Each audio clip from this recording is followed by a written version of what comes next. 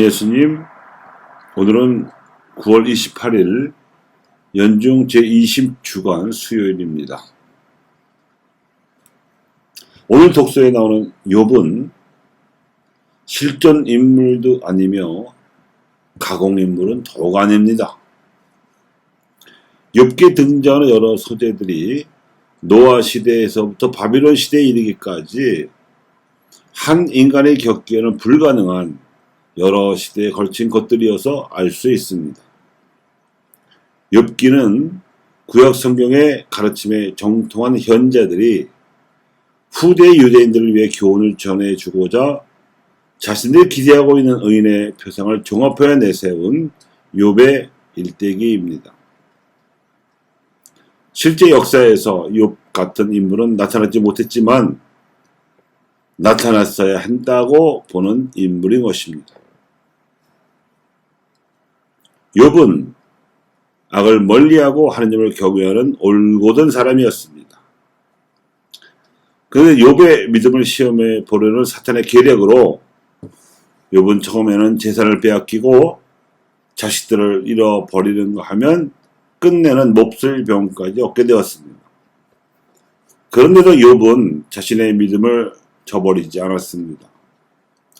하나님께서 주신 것을 하나님께서 거두어 가신다고 해서 그분께 대한 믿음을 저버릴 수 없다는 것이 욥의 신념이었습니다. 결국 욥의 이러한 올곧은 믿음은 하나님께 인정을 받았고 잃어버렸던 재산과 자식들과 건강을 되찾게 했습니다. 이는 이스라엘 역사에서 실제로는 이루지 못한 바를 아쉬워하며 욥을 통해 욥기의 저자가 알려주는 뼈아픈 교훈입니다. 이 과정에서 드러나는 가장 큰 특징은 하나님의 크신 권능을 의식하고 의로운 응답을 해야 한다는 메시지입니다.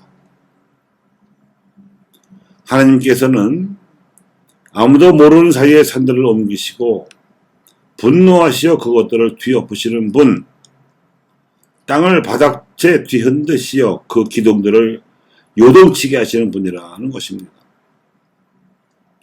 아브라함 이래 이스라엘에 이러한 조산작용과 지진 현상이 일어난 기록을 찾을 수는 없지만 노아의 대홍수 당시에는 이러한 일들이 실제로 일어났었습니다.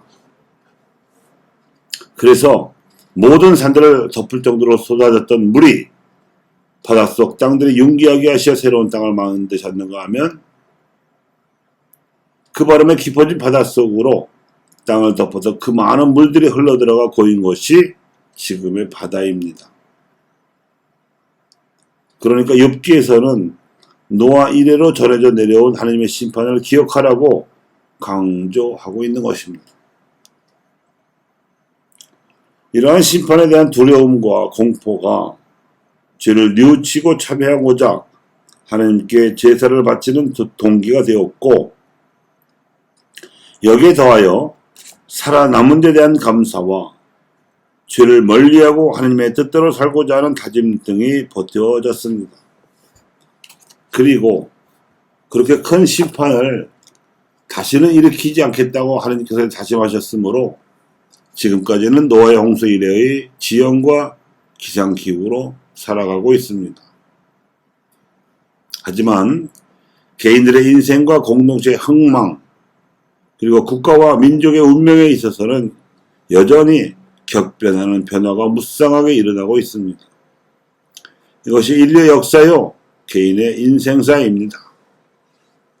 이 점에 있어서의 제1공리는 상선벌악으로서 개인도 민족도 순천자는 흥하고 역천자는 망한다는 이치입니다.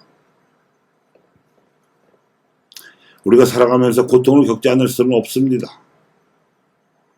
그런데 그 고통의 의미를 찾지 않으면 고통이 주는 괴로움보다 더한 괴로움을 당할 수 있습니다. 욥기는 인생의 고통을 하나님 안에서 의미를 찾으라고 말합니다. 하나님의 존재를 전제하지 않고서는 현세에서 겪는 고통의 의미를 온전히 찾기가 어렵습니다. 오히려 예수님께서는 자기 탓 없이 무죄한 채로 겪어야 하는 고통을 섭리 안에서 받아들이라고 몸소 모범을 보여주셨습니다. 그것이 부활에 이르는 희생의 제사라는 제2공리입니다. 우리가 이 세상을 살면서 예수님께서 몸소 보여주시고 가르쳐주신 부활을 목표로 삼지 않고서는 의인들이 당하는 고난을 도저히 이해할 수 없게 됩니다. 그것은 하나님의 섭리에 대하여 의인이 오히려 고난을 받아들여서 모두가 부활할 수 있다는 이치로만 이해할 수 있는 역사의 퍼즐입니다.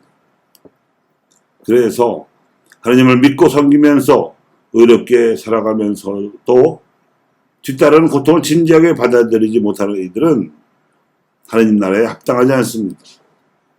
그러한 태도는 쟁기에 손을 대고 뒤를 돌아보는 어리석은 농부와 같습니다.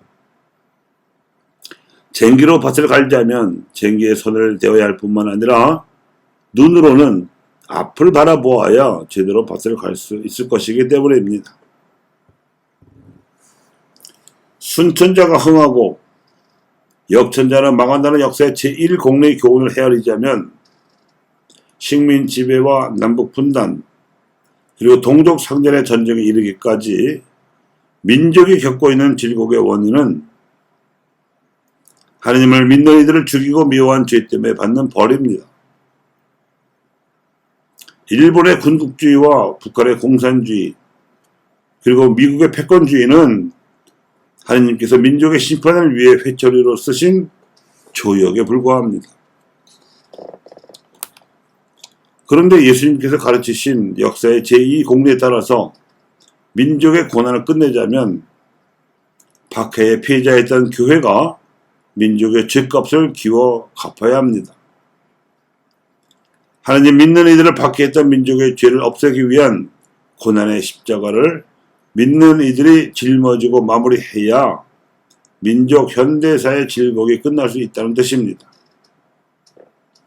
전능하신 하나님의 크신 권능이 한 민족을 어떻게 인류 전체를 위해 쓰실 것인지 그 섭리에 대한 의로운 응답을 우리 교회와 그리스도인들이 해야 합니다. 교회 여러분,